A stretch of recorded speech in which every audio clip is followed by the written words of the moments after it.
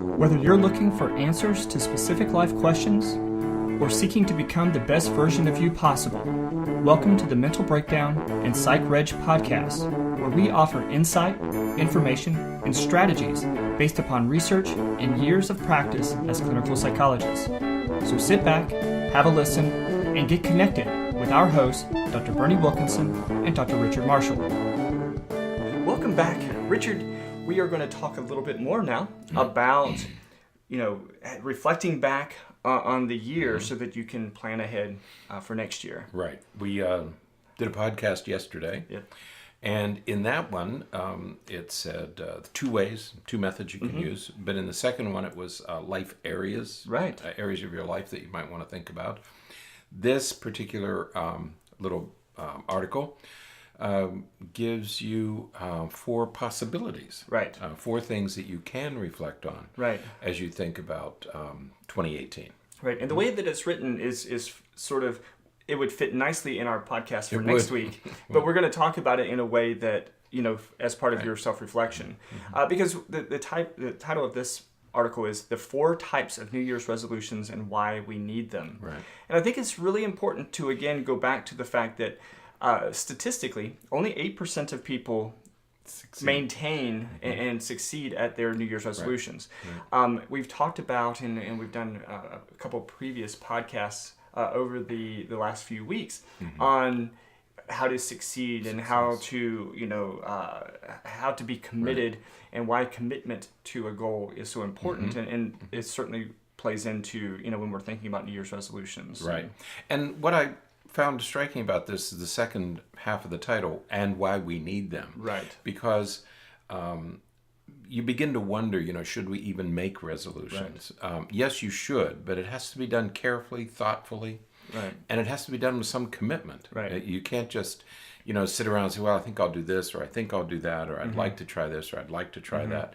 It requires more than that. Absolutely. And so I'm glad she says we do need them.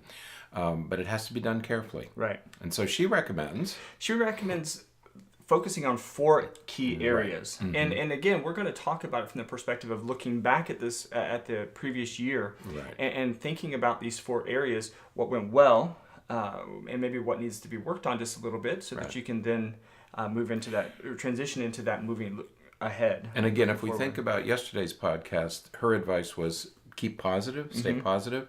And so you can look at these 4 areas, but do it in a positive way. Right. What have you, and then you can set your new goals for the following year, rather than beat yourself up and watering the weeds, as we talked about yesterday. Absolutely. So the 4 areas start out with self-care. Self-care. And this, to me, is sort of the way that she writes it, is the sort of the physical part of things. Eating well, exercising, and so look back at 2017 and decide if how well did you do with that? Did you start eating better? Did you start exercising?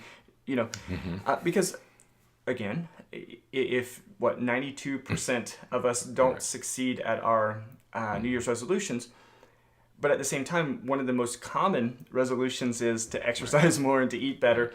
Look back over the year and see how well you did. What went well? What went wrong? And analyze that just a little bit. What changes did you make in 2017 that were positive? Right. And I think you might want to divide this into 2 parts.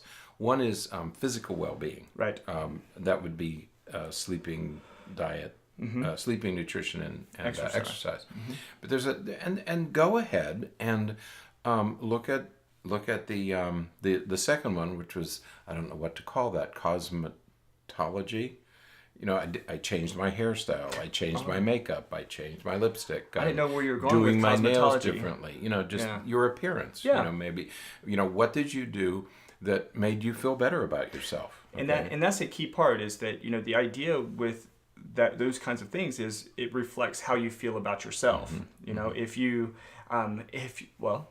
went on either end, that you did something that you felt like improved or the way that you look, that's great. But sometimes we make decisions that negatively influence the way that we look. Again, look at that as well. Right. Don't ignore those things. And because if you dislike the way that you look, or anything else about yourself, it's going to reflect in your motivation to change it. That's right.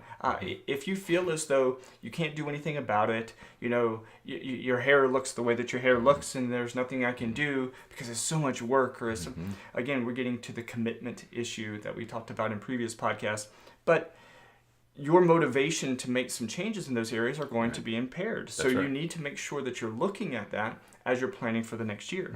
Right. And put those things on your list. Yeah. If you really want to change the color of your hair, put it on the list. Right. That's okay. Yeah. The second area that she talks about is giving more. Right. And here she's talking a little bit about volunteering, sort of giving back to the community. But I think that it extends beyond that even. Right. Goes beyond that. But this is one of the recurring themes that appears in many of the articles that we're going to talk about this week. This is a recurring theme. There's something about doing something for other people that has some quality that we should be working on. And what they're talking about here is a generosity of spirit. Right. And that you have to give back. You can't keep. It's not just about you. Don't make this. Maybe that's the best way to put it. Is don't make these resolutions or commitments about you. Make them about what you can do for others. Right. I think of John Kennedy. What can you do for somebody else? Right. Absolutely. The third thing is to accomplish more. Yes. And what she's really talking about here is just accomplishment. What did you get done? Right. And a lot of times that's going to be quantitative in nature. I got this done, check. I got this done, check. I didn't get this done, check, uncheck. Right. I don't know what we would next time. I think this is especially applicable. We've had this conversation probably every day in 2017. What can we do? What more can we accomplish? Because as I look back and I'm thinking, okay, I wrote this many things, or I did this many blogs, or we did this many podcasts, and now. And I love to frame it as do more. Right. Don't just sit on what you've done. Do more. Right. And that's that apprenticeship growth model that we talked about in past weeks. Right. Yeah, absolutely. So accomplish more. Figure out what you've done, and then how can you do more the following year? Right. Maybe it's something about your house, that you renovated or painted or redid the landscaping. Do more. Resolve to do more in 2018. Right. And the last thing is as you're reflecting back, is to reflect back and see how much fun you had. Right. And I love this idea because, we talk a lot about like positive psychology. Sure. How can you look at things in a more positive way? Because we know that positivity and optimism improves your overall health and well-being. Right. So look back and see how much fun you had. You said this in yesterday's podcast that we have this tendency, and research has demonstrated that we have a tendency to look primarily at the negatives. Right. So make sure you take some time to look at these fun things. That's right. We went to a theme park, or we went. It was great. Just going. Yesterday we had our office end of year get together, and it was so much fun just to kind of get out and I played with the kids a lot, and we kicked the soccer ball around, and it was fun just to be silly. Yeah. With the because we're generally so serious about work. Right. What we do is serious work. And so we tend to be serious here. So it gave us a chance we really did laugh a lot yesterday. Yeah. Not at things, but just with each other. Yes. And it was really, really a good day. I felt really good afterwards. Yeah. And it makes me want to set as a goal for us to get together and do those kind of things more often. Do it more often. But I think of William Glasser when I think of fun, because we tend to almost shy away from this whole concept of having fun, and yet because we see it as wasting time, because it's a time, right? And so William Glasser tells us that if we want to, we have to figure out why kids are doing what they do. Well, sometimes it's for control, and and he said sometimes they're just having fun. Right. And just leave them alone, because we all have to. It's one of our basic needs is we want to have fun. Yeah. And so I was really glad that she included this one in our list. So figure out ways to have fun. Think of your children, think of your partner, think of your family members. What do they like to do? Yeah. And put that into your schedule for next year. Absolutely. Do something for somebody else. Absolutely. All right. That is it for today. So make sure that you're subscribing to us everywhere that you can subscribe to us. iTunes, YouTube, Google Play Music. Eyes and teeth. Wherever else that you listen to this podcast or watch this podcast would be very groovy. And I'd love to hear from you. We'd love to hear from you. Yeah, absolutely. So comment on our YouTube. We try to respond to every message that comes in or comment that comes in via YouTube or wherever, however you might write into us. Check out our Patreon page, patreon.com/thementalbreakdown. If you have the means and interest and willingness to support us in really hitting 2018 and doing some of the big things in 2018 that we have planned. So that'd be great. Yeah. All right. Yeah. Until next time, stay happy, stay healthy, and forget to be afraid.